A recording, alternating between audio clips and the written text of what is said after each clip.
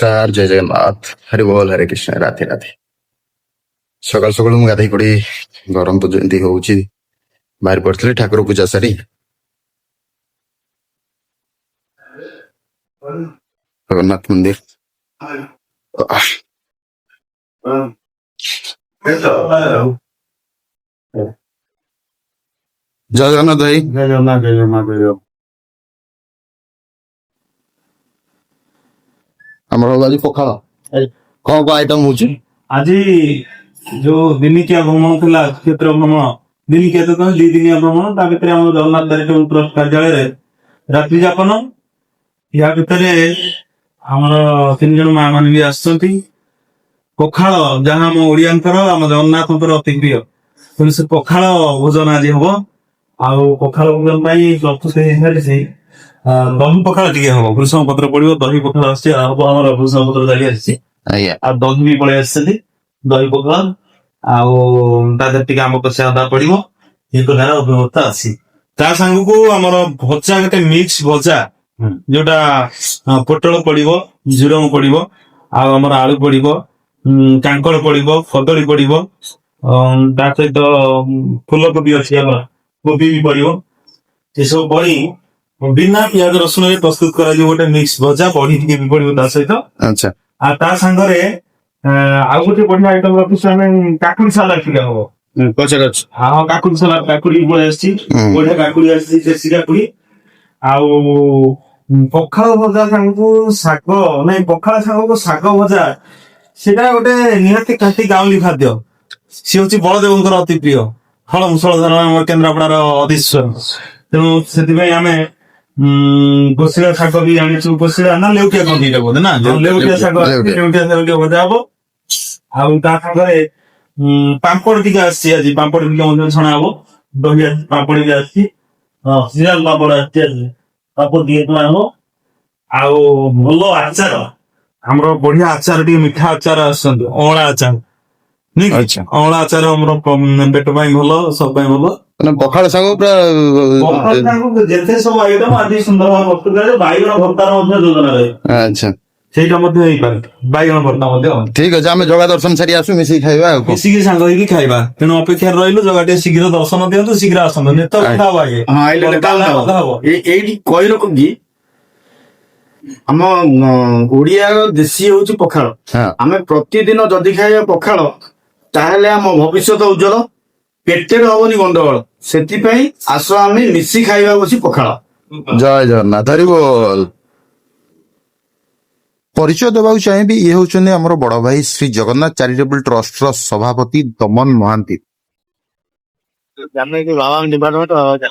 ଚାଲୁ ଆମେ ଜଗା ଦର୍ଶନ। ଜୟ ଜଗନ୍ନାଥ। ଜୟ ଜଗନ୍ନାଥ। ରୁମରୁ ବାହାରି ଆମର ମାର୍କେଣ୍ଡେୟ ସାହି ଦେଇ ମାର୍କେଣ୍ଡେୟ ପୋଖରୀ ଅତିକ୍ରମ କରି ଆମେ ବାହାରିଥିଲୁ ଜଗନ୍ନାଥ ମନ୍ଦିରର ଆମର ଉତ୍ତର ଦ୍ୱାର ପାଖରେ। ତ ଆପଣ ଦେଖିପାରୁଥିବେ, ଆଉ ପୁରୀ ଶ୍ରୀମନ୍ଦିରର ଆପଣ ଯେଉଁ ସାହିରୁ ବାହାରିବେ, ମନ୍ଦିର ପାଖାପାଖି ଯେଉଁ ବି ସାହିରୁ ଆପଣ ବାହାରୁଛନ୍ତି, ସେଥିରୁ ମନ୍ଦିରର ଯୋଉ ଦୃଶ୍ୟଟା ଆପଣ ଅତି ମନୋରମ ରହିଥାଏ ଏବଂ ରାତି ସମୟରେ ଦୃଶ୍ୟ ବି ଆହୁରି ଅଧିକ ସୁନ୍ଦର ଲାଗିଥାଏ। ଆପଣ ଯିଏ ବି ଆସିଛନ୍ତି ପୁରୀ, ନିଶ୍ଚିନ୍ତ ରୂପେ ଏଇ ଦୃଶ୍ୟଟାକୁ ଉପଭୋଗ କରିଥିବେ ଏବଂ ରିଲ୍ସ ୟୁଟ୍ୟୁବ ମାଧ୍ୟମରେ ବି ଆପଣ ମାନେ ବହୁତ ଥର ଦେଖିଥିବେ। ଦମନ ଭାଇଙ୍କ କହିବା ଅନୁସାରେ ଆମେ ରଥଖଳା ପରିଦର୍ଶନ କରିବା ପାଇଁ ଯାଇଥିଲୁ। ଯେହେତୁ ସକାଳୁ ରଥ କାମ ଆରମ୍ଭ ହୋଇନଥିଲା, ରଥଖଳା ପରେ ଟିକେ ବଡ ଦାଣ୍ଡରେ ଆମେ ବୁଲି ଆସିଥିଲୁ। ବଡ ଦାଣ୍ଡରୁ ବୁଲିକି ଆସିକି ଉତ୍ତର ଦ୍ୱାର ପାଖରେ ଆମ ଗାଡିଟିକୁ ପାର୍କିଂ କରିକି ଆମେ ମନ୍ଦିର ଅଭିମୁଖେ ବାହାରିଥିଲୁ। ସମୟ ପାଖାପାଖି ସକାଳ 7ଟା ହବ। ଆମେ ଚାରି ପାଖରେ ଥିବା 4 ଦ୍ୱାରର ଆମ ସବୁ ଦ୍ୱାରରେ ଆମେ ଦେଖି ଆସିଲୁ। ପ୍ରତି ଦ୍ୱାରରେ ମିନିମମ୍ ସିଂହ ଦ୍ୱାରରେ ତ 1000ରୁ ଅଧିକ ଲୋକ, ଏବଂ ଉତ୍ତର ଦ୍ୱାର, ପଶ୍ଚିମ ଦ୍ୱାର ଏବଂ ଦକ୍ଷିଣ ଦ୍ୱାର ପାଖରେ ମିନିମମ୍ 500 ଲୋକ ଲାଇନରେ ଆସି ଛିଡା ହେଇଗଲେ। ତା ସହିତ ଶ୍ରୀ ଜଗନ୍ନାଥ ଚାରିଟେବଲ ଟ୍ରଷ୍ଟ ପକ୍ଷରୁ ଦମନ ଭାଇ ମୋ ପାଇଁ ଗୋଟେ ସୁନ୍ଦର ଉପହାର ଆଣିଛନ୍ତି, ଗୋଟେ ଦେଖନ୍ତୁ ଆପଣ।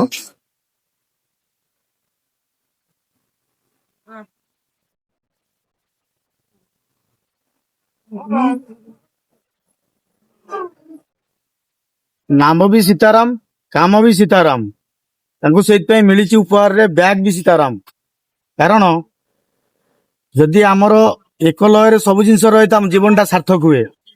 ଯେହେତୁ ସୀତାରାମ ଏବେ ସେଇଭଳି ସ୍ଥାନରେ ମହାପ୍ରଭୁଙ୍କ ଦୟାରେ ଏବେ ପୁରୀରେ ରହିବା ସହିତ ଜଗନ୍ନାଥଙ୍କର ସେବାରେ ରହୁଛନ୍ତି, ତାଙ୍କୁ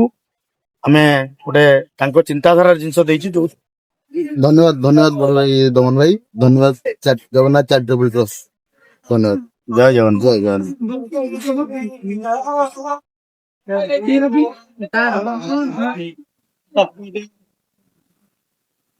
ଆପଣ ମାନେ ଦେଖିଲେ ବ୍ୟାଗ୍ ଟି ତ ଅତି ସୁନ୍ଦର ହୋଇଛି ଯୋଉଥିରେ କି ମୋ ନାଁ ମାନେ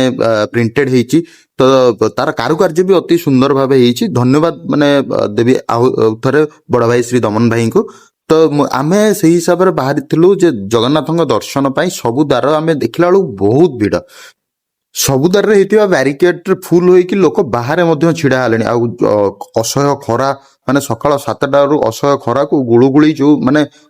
ମୋର ବି ଦେହରୁ ମାନେ ଝାଳ ଏତେ ଜୋର ବାହାରୁଛି ମୋ ଡ୍ରେସ ବି ଓଦା ହେଇଗଲାଣି ତା ସହିତ ଆମେ ବୁଲୁ ବୁଲୁ ମାନେ ଦେଖିବାକୁ ପାଇଲୁ ଯେ ମହାପ୍ରଭୁଙ୍କ ଯୋଉ ମହାପ୍ରସାଦ ପାଇଁ କି ଏଠି ଆମର ପରିବା ସବୁ ଥୁଆ ହେଇଛି ଏଥିରେ ଏଠି ଦେଖନ୍ତୁ ଆପଣ ଆମର କଖାରୁ ଥୁଆ ହେଇଛି ମାନେ ପୁରା ସବୁ ଯାକ ଆପଣ ଦେଖିପାରୁଥିବେ ଦେଶୀ ମାନେ ଫଳ ମାନେ ଆଶ୍ଚର୍ଯ୍ୟର କଥା ମୁଁ ବି ମଝିରେ ମଝିରେ ଭାବେ ଏତେ ସବୁ ମାନେ ଜିନିଷ ଆଉ ଏତେ ଲୋକ ଖାଉଛନ୍ତି ଏତେ ସବୁ ଜିନିଷ ଆସୁଛି କୋଉଠି ଯୋଉଟା କି ଦେଶୀ ପୁଣି ଏଇଟା ଆମ ଓଡିଶାରେ ବି ହଉଛି ଆଉ କନ୍ଦମୂଳ ଆପଣ ଦେଖୁଥିବେ ଆଉ ଏଥିରେ ତ ବ୍ୟାଗ ସିଲ୍ ହେଇଛି ଏଟା ଯୋଉଟା ଜଣା ପଡୁନି ଏଇ କଖାରୁ ଆସି ଟଲିରେ ମାନେ ଲାଗୁଛି କୁଇଣ୍ଟାଲ କୁଇଣ୍ଟାଲ କଖାରୁ ଆସିକି ଇଏ ହଉଛି ରୋଷଘରର ସେବାୟତ ମାନେ ବିଭିନ୍ନ ସାଇଜର କୁଡୁଆ ଆପଣ ଦେଖିପାରୁଥିବେ ଯୋଉଟା କି ମୁଣ୍ଡେଇକି ଆମର ଦକ୍ଷିଣ ଦ୍ୱାର ପଟେ ନେଇକି ଯାଉଛନ୍ତି ମହାପ୍ରଭୁଙ୍କ ବର୍ତ୍ତମାନ ସକାଳୁ ତ ଭୋଗ ଆରମ୍ଭ ହେଇଯିବ ରୋଷେଇ ତ ଆରମ୍ଭ ହେଇଗଲାଣି ବୋଧେ ପ୍ରାୟ କି ପରିବା କଟା ଯୋଉଟା କି ଆପଣ ମାନେ ଗଲେ ନିଶ୍ଚିତ ରୂପେ ଥରେ ଆମର ରୋଷଶାଳା ତ ଭିତରକୁ ଆଲାଉ ନାହିଁ ଯୋଉ ପରିବା କଟା ଏସବୁ ଯୋଉଟା ଆଲାଉ ଅଛି ସେଟା ଦେଖିପାରିବେ ମହାପ୍ରଭୁଙ୍କ ଲୀଳା କେତେ ବିଚିତ୍ର ନା ଯେବେଠୁ ମନ୍ଦିର ତିଆରି ହେଇଛି ସବୁ ପ୍ରକାର ସେବା ପାଇଁ ସବୁ ପ୍ରକାରର ଲୋକମାନେ ଅଛନ୍ତି ଆମର ରୋଷେଇ ଘରେ ଆମର ଦେଖିବେ ଯୋଉଟା ପରିବା କାଟିବା ପାଇଁ ସେବାୟତ ଅଛନ୍ତି ପାଣି ଦବା ପାଇଁ ପାଣିଆ ସେବାୟତ ଜାଳ ଦବା ପାଇଁ ସେବାୟତ ଅଛନ୍ତି ରୋଷେଇ କରିବା ପାଇଁ ସବୁ ପ୍ରକାର ଭେରାଇଟି ରକମର ମାନେ ସବୁ ଅଛନ୍ତି ପୂଜା ସେଇ ହିସାବରେ ପୂଜା ପାଳି ହିସାବରେ କରିବା ପାଇଁ ମଧ୍ୟ ସେବାୟତ ଅଛନ୍ତି ଝାଡୁ ମାରିବା ପାଇଁ ଫୁଲ ଦେବା ପାଇଁ ମାନେ ସବୁ ପ୍ରକାର ସେବା ଯୋଗେଇବା ପାଇଁ ସବୁ ପ୍ରକାର ମାନେ ସେଇ ହିସାବରେ ଯେବେଠୁ ଶ୍ରୀମନ୍ଦିର ଆରମ୍ଭ ହୋଇଛି ସେବେଠୁ ଏଇ ଯୋଉ ଆମର ଶୃଙ୍ଖଳା ପ୍ରଣାଳୀଟା ଚାଲି ଆସିଛି ବର୍ତ୍ତମାନ ଅଦ୍ୟାବଧି ତା ଯୋଉ ଶୃଙ୍ଖଳା ପ୍ରଣାଳୀରେ ତାଙ୍କର ପିଢି ବାଇ ପିଢି ଯୋଉ ସବୁ କାର୍ଯ୍ୟ କରିଚାଲିଛନ୍ତି ଏଇଟା ଅତି ସୁନ୍ଦର ଭାବେ ହେଇ ଚାଲିଛି ଯାହାକି ଯୋଉଟା କି ଆମର ଜଗନ୍ନାଥ ପରମ୍ପରାର ଗୋଟେ ଶ୍ରେଷ୍ଠ ଉଦାହରଣ ରହିବ ଆଗାମୀ ଯୁବପିଢି ମାନଙ୍କ ମଧ୍ୟରେ ଯୋଉଟା ଆମର ପଞ୍ଚୁଆଲିଟି ଆମର ରହିବ ଶୃଙ୍ଖଳା ପ୍ରଣାଳୀ ଏଇଟା ଅତି ସୁନ୍ଦର ଭାବରେ ହେଇଛି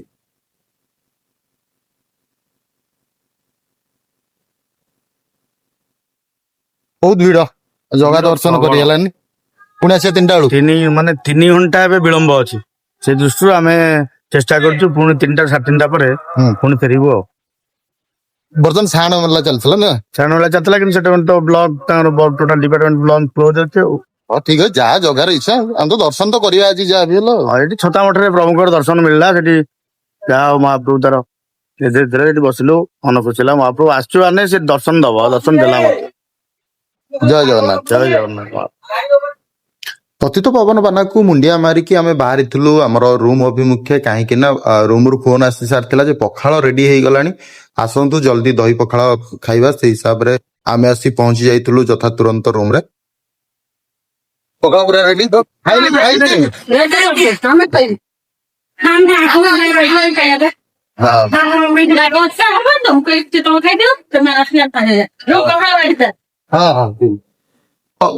ଅତି ସୁନ୍ଦର ପଖାଳ ଦହି ପଖାଳ ସାଙ୍ଗକୁ ଏଠି ଆମର ମିକ୍ସ ଭଜା ପୁଣି ଶାଗ ଭଜା ବାଇଗଣ ଭର୍ତ୍ତା ଆଚାର ଆମ୍ବ ଲେମ୍ବୁ ଲଙ୍କା ଲୁଣ ଏଠି ସାଲାଡ ପାମ୍ପଡ ଆମେ 3 ଭାଇ ଗଲୁ ଆମର ଖାଇବା ଭାଇ ଜୟ ଜଗନ୍ନାଥ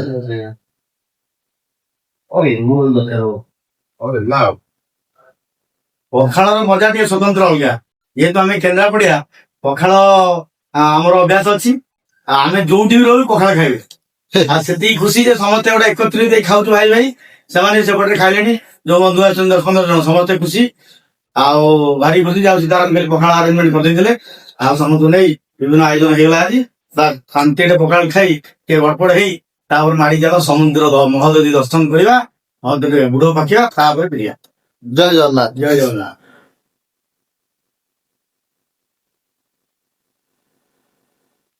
ଆସିବ କି ଯେତେବେଳେ ମହାପ୍ରଭୁ ଇଏ ହବ ମହାପ୍ରଭୁ ନିର୍ଦ୍ଦେଶ ହେଲା ରଥ ଇଏ ହେଲା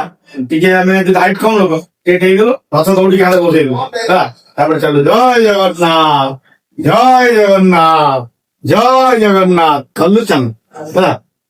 ତମକୁ ସେ ଜାଗା ଯେତେବେଳେ ତମେ ସେ ଜାଗାରେ ପହଞ୍ଚି ଯାଅ ହେଲା ଅଟୋମେଟିକ ମନରେ ଅଲଗା ଭାବଧାରା ପଳାଇବ ମାନେ ଲୋକ ଦାପୁଥିବେ ଦୌଡ଼ିକି ଦାପୁଥିବେ ଆମେ ଦୌଡ଼ିକି ଉଠେଇବୁ ଜଗା ଫେର ଅଣିଥିବୁ ଆମ କାନ୍ଧରେ ତା ଆମ ବାକିରେ ତା ଜିନିଷଟା ଥାଉ ଚାଲ ମାଡ଼ି ଚାଲ କୁଆଡେ ଗିଡି ମାରି ଉଠିବ ପୁରା ମାନେ 3 ଥର ଡାକ୍ତର ଉଠିବନି ଏକାଥରେ ପଳେଇଯିବ ପାଖାପାଖି ଏମିତି ସମୟ ଅଛି ଏକାଥରେ ଆମେ ଟାଣିଛୁ ହାଫ୍ କିଲୋମିଟର କଣ୍ଟିନ୍ୟୁ ଚାଲିଛି ଟୋଟାଲ ଷ୍ଟପ୍ ନାହିଁ ବିନା ଷ୍ଟପ୍ ଏମିତି ସମୟ ଆତ୍ମନିର୍ଦ୍ଦେଶ ମୁଁ 3 ବର୍ଷ ଆମର ସେବା କାର୍ଯ୍ୟ ବଳଦେବଙ୍କ ରଥ ପାଖରେ ପୁରା 3 ପୁରା ତା ଯୋଉ ସରାଉଣ୍ଡିଂ ମାନେ ପୋଲିସ ମାନଙ୍କ ପାଖରେ ଦୌଡ଼ିଥାଏ ତା ଭିତରେ ପୁରା 3 ବର୍ଷ ଶିଖିଲୁ କେବଳ ଆଚ୍ଛା ବୁଝିଲା ତେଣୁକରି ସଂସାରରେ କେତେ ଟେନସନ କେତେ ଜଳଝଞ୍ଝା ଆଉ ଦୁଃଖ ସୁଖ ଅସୁବିଧା ସୁବିଧା ଆସି ସବୁ ବାଧ୍ୟ କରିକି ବଞ୍ଚିବା ସେଇଟା ଛୋଟିଆ କଥା ନୁହଁ ତା ସହିତ ସାମାଜିକ ସେବା ରହିବ କିନ୍ତୁ ସବୁଠୁ ବଡ ଧର୍ମ ହଉଛି ଆମକୁ ଯିଏ ସୃଷ୍ଟିକି ଆଣିଛେ ଆମେ ଯାହାକୁ ସୃଷ୍ଟିକି ଆଣିଛେ ଆଚ୍ଛା ତାଙ୍କୁ ଦେଖିବାକୁ ପଡିବ ଆମର ସ୍ରଷ୍ଟା ଯେ ଆଜ୍ଞା ଆମେ ଯାହାର ସ୍ରଷ୍ଟା ଯିଏ ଯୋଉମାନେ ଧର ପୁରା ସଂସାର ତ୍ୟାଗ କରିଦେଲେ ସଂସାର ତ୍ୟାଗ ଯିଏ କରିଦେଲେ ସେମାନେ ଆଉ ଏକ ଦୁନିଆରେ ରହିଲେ ଏକ ପ୍ରକାର ସମାଜରେ ଯଦିଓ ବସବାସ କଲେ ସେମାନେ କିନ୍ତୁ ମୁଁ କାହିଁ ଏଇଆ ଫିଲ୍ କରୁଛି ଯେ ବାପା ମାଙ୍କ ଠାରୁ ଆସି ବାପା ମାଙ୍କର ସେବାରେ ସେମାନେ ରହିପାରିଲେନି ଯଦି ମନେକର ସେମାନେ ନୂଆ ପିଢି ସୃଷ୍ଟି କରି ନାହାନ୍ତି ତାହେଲେ ଠିକ ଅଛି ଯଦି ନୂଆ ପିଢି ସୃଷ୍ଟି କରିଛନ୍ତି ତାଙ୍କୁ ସେବା ନଦବା ତାଙ୍କ ପାଇଁ ଗୋଟେ ବଡ ବୋକାମି ହବ କାହିଁକି ନା ଆମେ ଗଛଟିଏ ଲଗେଇଲେ ତାର ଯଦି କେୟାର ନ ନବା ତାହେଲେ ସେ ଗଛଟି ଲଗେଇବା ଯାହା ନ ଲଗେଇବା ସେଇଆ ଗଛ 100 ଖଣ୍ଡ ରୋପିଦବା ତା ମୂଳରେ ସାର ପାଣି ଦବାନି ଖତ ପାଣି ଦବାନି ତାକୁ ସବୁ ସିଏ ଆପେ ଆପେ ନଷ୍ଟ ହେଇଯିବ ସେଇଟା କେତେ ଦୂର ଠିକ ହବ ତେଣୁ ତାକୁ କେୟାର ନବାକୁ ପଡିବ ତା ସହିତ ସେ ନିଜେ ଲଗେଇଥିବା ଗଛ ସହିତ ପାରିପାର୍ଶ୍ୱିକ ଅଲଗା ଅନ୍ୟ ଜାଗାରେ ଯୋଉ ଗଛ ଅଛି ସେଗୁଡିକରେ ଆପଣଙ୍କ କହିବା ହିସାବରେ ଧରନ୍ତୁ ମୁଁ ଉଦାହରଣ ସ୍ୱରୂପ ନେବି ଅନିରୁଦ୍ଧ ଆଚାର୍ଯ୍ୟ ବୃନ୍ଦାବନରେ ଯିଏ ଅଛନ୍ତି ସିଏ ବିବାହ କରୁଛନ୍ତି ତାଙ୍କର ପିଲା ଛୁଆ ଅଛନ୍ତି ସବୁ ମାନେ ସେଇ ଟାଇପର ସିଏ ସଂସାରକୁ ବି ଦେଖୁଛନ୍ତି ତା ସହିତ ଆମର ବଢିଆ ସେଇଟାର ଦୃଷ୍ଟାନ୍ତ ହଉଛି ଏଇଆ ଧରନ୍ତୁ ଆପଣ ବାଡିରେ 10ଟି ଗଛ ଲଗେଇଛନ୍ତି ତାକୁ ଉପଯୁକ୍ତ କେୟାର ନଉଛନ୍ତି ତା ସହିତ ସରକାରୀ ଜମିରେ ପାଖରେ ପତିତ ଜମିରେ ଆପେ ଆପେ ଗଛିତ ଉଠିଛି ଯୋଉ ଆମ୍ବ ଗଛ ବରଗଛ ଇତ୍ୟାଦି ତାକୁ କେୟାର ନଉଛନ୍ତି ସେଇଟା ହେଲା ସମାଜର କଲ୍ୟାଣ କରିବା ନିଜ ସହିତ ଅନ୍ୟର କିନ୍ତୁ ଆପଣ ସମାଜର କଲ୍ୟାଣ କରିବା ନାଁରେ ଯଦି ନିଜ ଜନ୍ମିତ ପିଲାମାନଙ୍କୁ ଅଣଦେଖା କରିବେ ତାହେଲେ ମୁଁ ଭାବୁଛି ଏଇଟା ଏଇଆ ହେବ ଗୋଟେ ନିଜେ ପ୍ଲାଣ୍ଟେସନ କରିକି ସେ ଗଛକୁ ମାରିଦବା ସାଙ୍ଗରେ ସମାନ ହେବ ତେଣୁ ସବୁଠୁ ଶ୍ରେଷ୍ଠ ଧର୍ମ ଯେ ଆମକୁ ଯିଏ ସଂସାରକୁ ଆଣିଛେ ଆମେ ଯାହାକୁ ସଂସାରକୁ ଆଣିଛେ ଏ ସବୁ ଦହି ପଖାଳ ଖାଇସାରିବା ପରେ ତ ନିଦ ଯୋଉ ଆସିଥାଏ ଆପଣ ସମସ୍ତେ ଜାଣିଥିବେ ତ ସେଇ ହିସାବରେ ମୁଁ ଶୋଇକି ଉଠିଲା ବେଳକୁ ଆମର ଦମନ ଭାଇ ଗୌତମ ଭାଇ ରେଡି ହେଇଗଲେଣି ସେ ମନ୍ଦିର ଦର୍ଶନ ସାରିକି କେନ୍ଦ୍ରାପଡା ଅଭିମୁଖେ ବାହାରିବା ପାଇଁ ଯେହେତୁ ମୁଁ ତ ମାନେ ମୋ ଟାଇମ ହିସାବରେ ମୁଁ ମନ୍ଦିରକୁ ଯିବି ସେଇ ହିସାବରେ ଭାଇ ମାନେ ତାଙ୍କର ରେଡି ହେଇକି ଆଗେ ପୁରା ବାହାରି ଗଲେଣି ଦମନ ଭାଇଙ୍କ ଭଳି ଜଣେ ବିରଳ ବ୍ୟକ୍ତିତ୍ବ ଯିଏକି ତାଙ୍କ ନିଜ ରୋଜଗାରରୁ ଯାହା ବି ସେ ରୋଜଗାର କରୁଛନ୍ତି ସବୁ କିଛି ସମାଜ ପାଇଁ ଉତ୍ସର୍ଗୀକୃତ କରିଦଉଛନ୍ତି ଯୋଉଟା କି ଗୋଟେ କଳି ଯୁଗରେ ଜଣେ ଶ୍ରେଷ୍ଠ ଉଦାହରଣ ସମାଜ ପାଇଁ ତାଙ୍କ ପାଖରୁ ମୁଁ ଶୁଣୁଥିଲି ଯେ ସେ କେମିତି ନିଜକୁ ପିଲାବେଳୁ ଜଗନ୍ନାଥଙ୍କ ପାଖରେ ସମର୍ପି ଦେଇଛନ୍ତି ଯାହା ବି ଜୀବନରେ ସେ 1 ଟଙ୍କା ବି ରୋଜଗାର କରୁଛନ୍ତି ସତ୍କର୍ମରେ କରୁଛନ୍ତି ଏବଂ ଯୋଉ ପଇସା ସେ ରୋଜଗାର କରୁଛନ୍ତି ସବୁ କିଛି ସମାଜ ପାଇଁ ଉତ୍ସର୍ଗୀକୃତ କରିଛନ୍ତି ପ୍ରତିଦିନ ତାଙ୍କର କେନ୍ଦ୍ରାପଡା ଜଳଛତ୍ର ଚାଲିଛି ରୋଗୀଙ୍କୁ ସେବା କାର୍ଯ୍ୟ ପାଇଁ କିଛି ସାହାଯ୍ୟ କରୁଛନ୍ତି